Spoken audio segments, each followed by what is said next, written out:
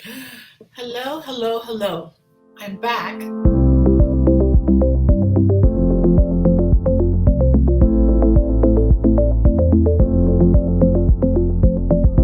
Yeah.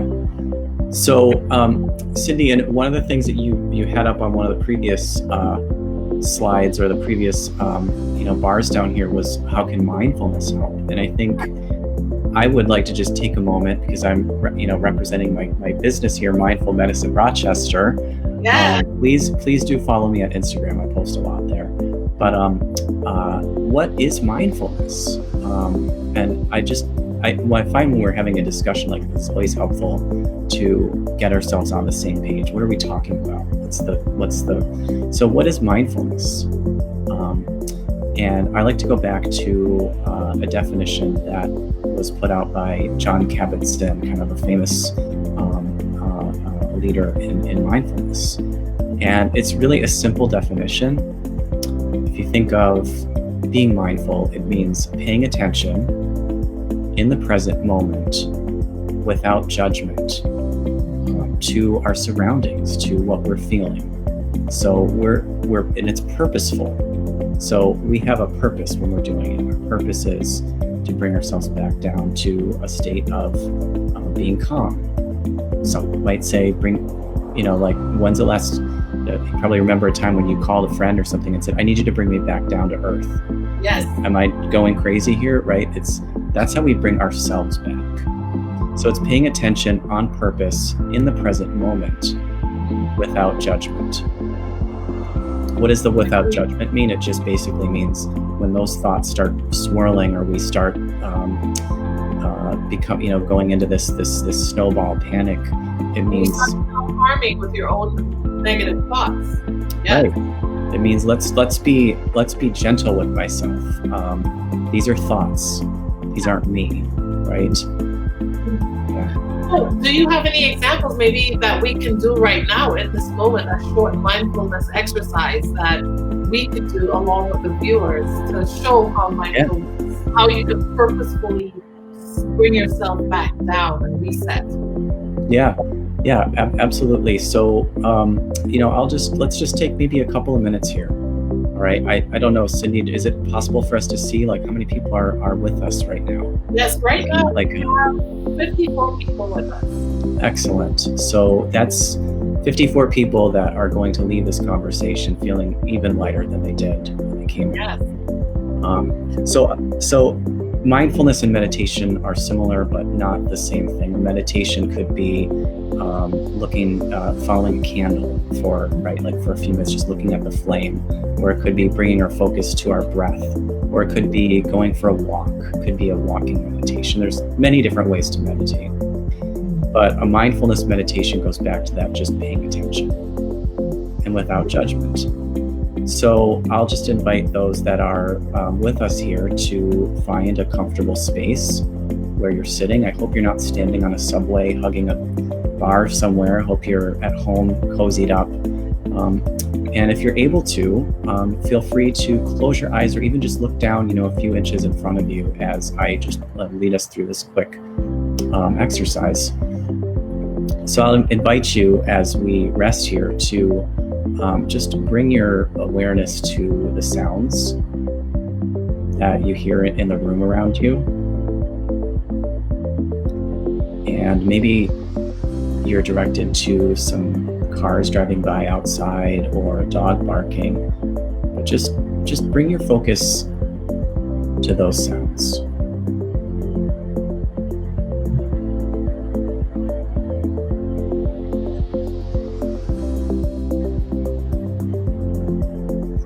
And as we do this, just see if you can relax the muscles in your face. Maybe scan your body. Are your hands clenched? Can you let those relax? And start to draw the attention to sounds that maybe are a little bit closer. So it could be, for me, it's the fan on my computer.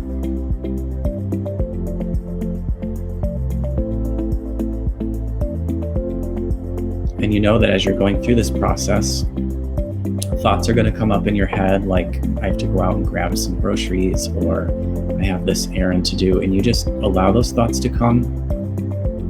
You are not judgmental with yourself that those thoughts came up, because it's happening for all of us. And you just let them go, and you come back to observing. And now we're going to draw our attention even more internal to our breath.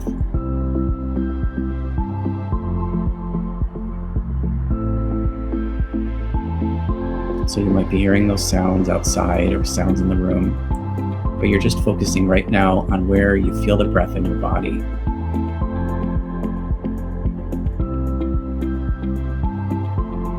For me, I'm feeling it coming in through my nose and out through the nose. Some people feel it in their chest or their belly. You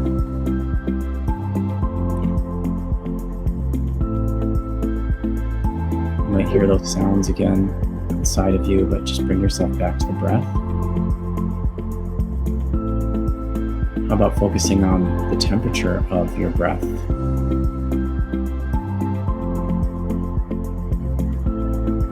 So it kind of feels, for me, it feels cool when I breathe in through my nose, and it feels warm when I breathe out.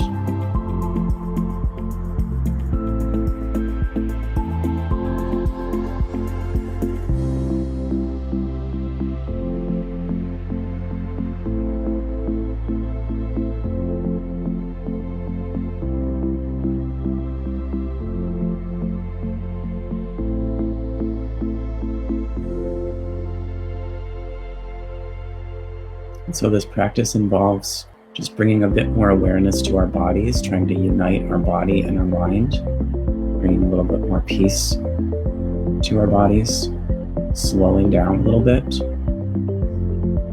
letting ourselves come into that balanced parasympathetic mode.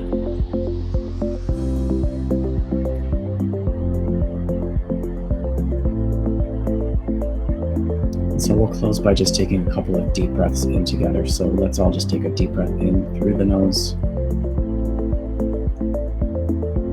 and breathe it out. And do once more. We'll breathe in through our nose and breathe out. So just gently allow the eyes to open. Just bring your gaze back down.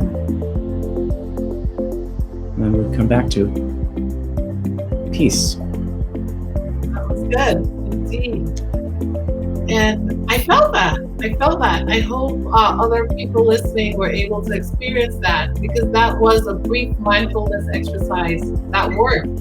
I feel relaxed even in my arm muscles. You're having acupuncture as well. Yeah, I'd actually been holding my hands as we started. And so in that moment when you said release, unclench, I felt that relaxation happen. I felt it. That was good. It's a really powerful exercise, and it's one that you can do at home, and you don't need any fancy equipment for, right? Again, I'm just going to bring it back again to the biopsychosocial model. Our mind has so much to do with our body, and we really do ourselves a service when we try to unite those things together. And that's true, and it's important to do that unification. Now, what about the person? Sorry, there's someone who's texting me. Thank God that didn't happen during our meditation exercise. Oh, what about the person who's listening who says, I just tried that. That did not work for me. Excellent question. This kind of stuff works. What do you say to that person who is interested but doesn't believe it'll work? Yeah. So I guess I would say two things. I didn't think it would work, and it really helped me. But we're both scientists. We would say the N of one, right? So just one person doesn't mean it applies to everybody. Everybody's different. So it doesn't have to be what we just did. What is it that recharges you? We're all different. Some people like to run. Some people like to do yoga. I'm an advocate of just getting outside and breathing in some fresh air. I think I made a post a couple of days ago about the pandemic in 1918 and how many of the soldiers were being treated outside in tents. And they took some of the soldiers out, and put them in the sun. And they researched this, and they actually found that this improved outcomes. We don't really know why. We're not saying that the sun killed the virus or right, any of that, but I think it just goes to just points out that nature does the body good. It does. And the sun, I think, I joke all the time to people that I'm a sun person, right? And so I feel more alive, more myself when I'm in the sun or in a warmer climate that's sunny. And I say that as someone who lived in Rochester for 8 years with the so-called gray winters in Rochester. But I agree with you. So tell people more about how to use the sun to help de-stress as well. Because I know in my own office, if I have a staff member who's struggling with something, I may tell them, why don't you take 10 minutes, go outside, cool down, come back in, or really go outside, get a quick hit of sun. It's like getting a hit with the sun and come back in. So how do you use the sun with your patients? I don't know, Cindy, that's a great question. I mean, unfortunately, I think as you're aware, here in Rochester, we don't get to see the sun that often. So, yeah, to tell someone to go spend 10 minutes outside could actually be bad advice in some cases here. But I think it really is just looking at what's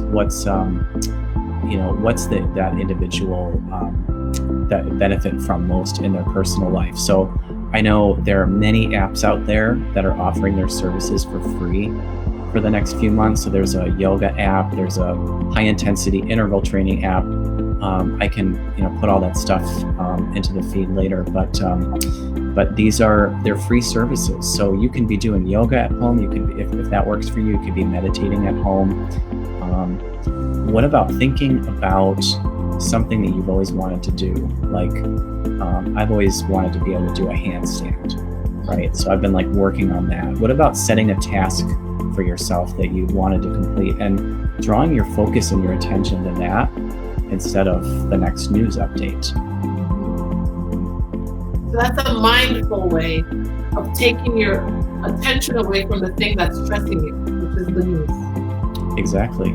Yeah. And again, using what resources you have in your house, because we are all trying to spend as much time as we can in, I hate to say isolation. It's really more distancing, but it feels like isolation. It does. For many people, it does. And certainly, I was talking to one friend last night who pointed out that for a lot of us, we don't really live close to family anymore. The world is such that people are spread far, particularly young people and millennials and so forth. They're spread away from their family, which goes into two ways. So it means their elder family members who may be considered more high risk, or ill family members who are more high risk for COVID-19 are away from them, but they're also away from their family. And this person was pointing out that they were at home alone on self-imposed isolation. And it was very striking to hear that, because it's true. So many of us are separated from family. Mm-hmm. Yeah, and so I think it's what a great, so I was talking with a friend of mine who is a yoga teacher here in town last night, and I'm glad that she said this, because I did have this thought to myself again, bringing it back to the yin and the yang. What are the positives that we can take out of this situation? It really is an awful situation. It's something that we are all experiencing at the same time, right? Yeah. But we're experiencing it in different ways. Like my experience of it in New York and as a holistic doctor is different than your experience of it, and my experience is different than my client's experience. We're all feeling it in different ways. Yes. Right? So it's important to remember that, and to be gentle with ourselves when we feel anger because our event was canceled, or sadness because our restaurant can't get our favorite. For me, it's Starbucks, actually. But I'm looking at it as a positive. I've been wanting to decrease how much Starbucks I drink. So I'm trying, it's like reframing that situation. But yeah. And that reframing is important. I think a lot of people think that reframing has a negative connotation to it. And some people will describe it as being, in the case of the people who look at things glass half full, you're too optimistic. But I feel, in my personal belief, reframing is necessary a lot, because it's how you look at things. Many times it determines how you react, and it determines